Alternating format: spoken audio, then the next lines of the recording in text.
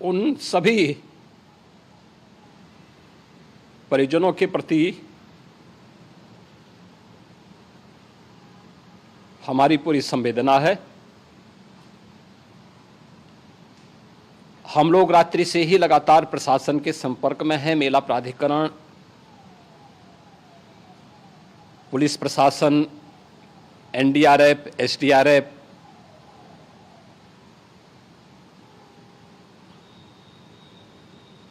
और भी अन्य जितने भी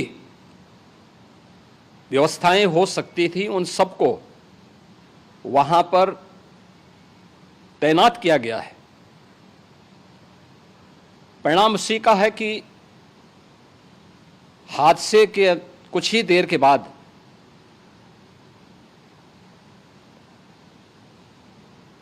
राहत कार्य को ग्रीन कॉरिडोर बना करके प्रशासन ने, पुलिस ने, एनडीआरएफ और एसडीआरएफ के स्वयंसेवकों ने सभी लोगों को हॉस्पिटल तक पहुंचाने का काम किया है। लेकिन दुर्भाग्य से इस दौरान ये मौतें हुई हैं।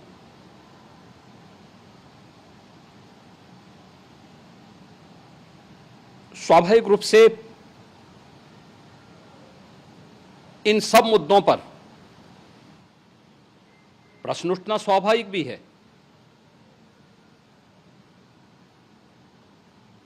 उपचार के बाद बहुत सारे लोग अपने परिवारजनों के साथ जा चुके हैं, उनके परिवार के लोग ले जा चुके हैं।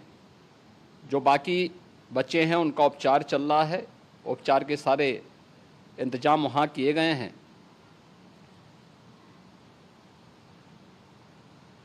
प्रेशर मौनी अमावस्या का ये मुख्य स्नान है महाकुंभ का, और बहुत ज़्यादा प्रेशर प्रयागराज में होने के कारण सभी प्रकार के मार्ग भी चौक थे। रात्रि से ही प्रशासन उन मार्गों को खुलवाने और स्थिति को सामान्य करने के लिए पूरी तत्परता के साथ लगा भी रहा।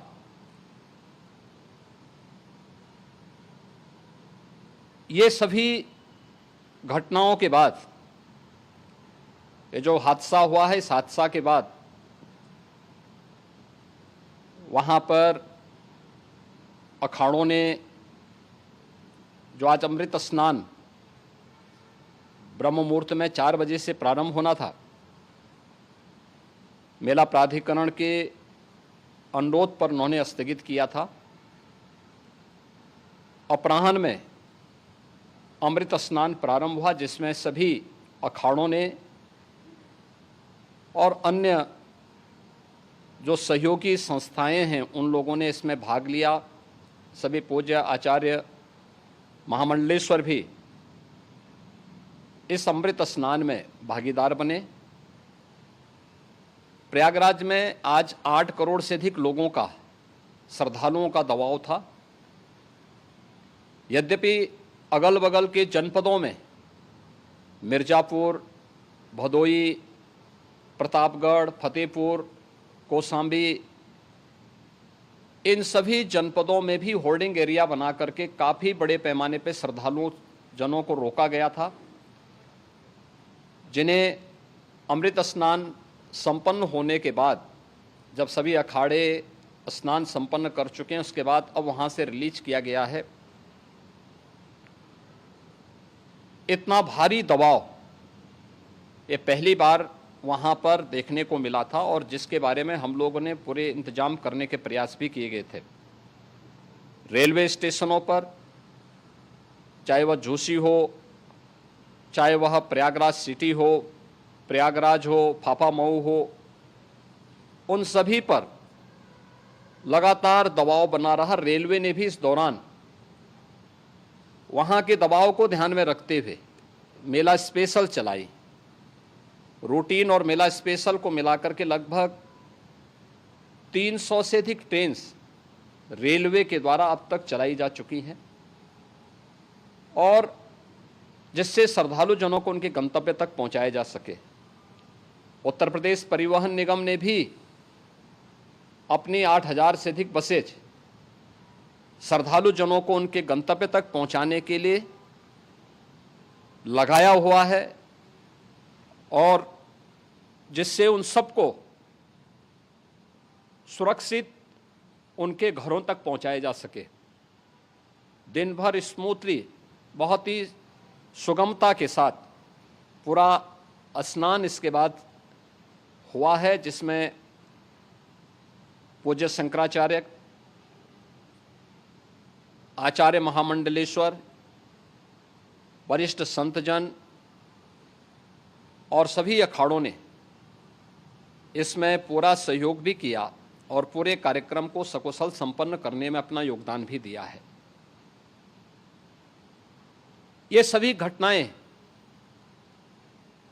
मर्माहत करने वाली भी हैं और एक सबक भी है, लेकिन हादसे के तह में भी जाने की आवश्यकता है और इसी दिशा से सरकार ने भी तय किया है कि हम इसकी एक जुडिशियल इंक्वायरी भी करेंगे, क्योंकि कई बार रिव्यू होने के बाद स्थानीय स्तर पर हर प्रकार की सतर्कता के बाद आखिर कहाँ से ऐसे हादसे फिर भी होते हैं और हुए हैं। इसके लिए हम लोगों ने न्यायमूर्ति हर्ष कुमार के नेतृत्व में पूर्व डीजी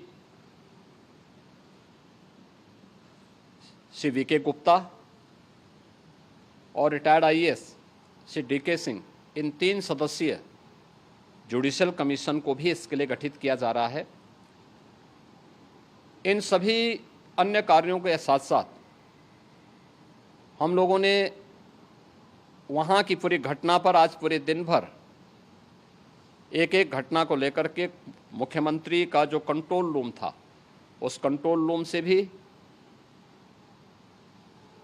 चीफ सेक्रेटरी के कंट्रोल रूम से भी, डीजीपी के कंट्रोल रूम से भी लगातार इन चीज़ों की मॉनिटरिंग की जाती रही। दिन भर बैठक चली है और लगातार एक एक घटना को लेकर के वहाँ पर प्रशासन के साथ संवाद भी रहा है, विभिन्न अखाड़ों के साथ संवाद रहा है, अन्य संतों के साथ भी दिन भर हम लोग संवाद बनाते रहे हैं। प्रातःकाल से आदरणीय प्रधानमंत्री जी का, माननीय गृह मंत्री जी का, माननीय राष्ट्रीय अध्यक्ष जी का, अन्य तमाम केंद्रीय मंत्रियों का, माननीय रेल मंत्री जी का, प्रदेश की माननीय राज्यपाल महोदया का भी इस संबंध में बराबर आवश्यक दिशा निर्देश भी और मार्गदर्शन भी प्राप्त होता रहा।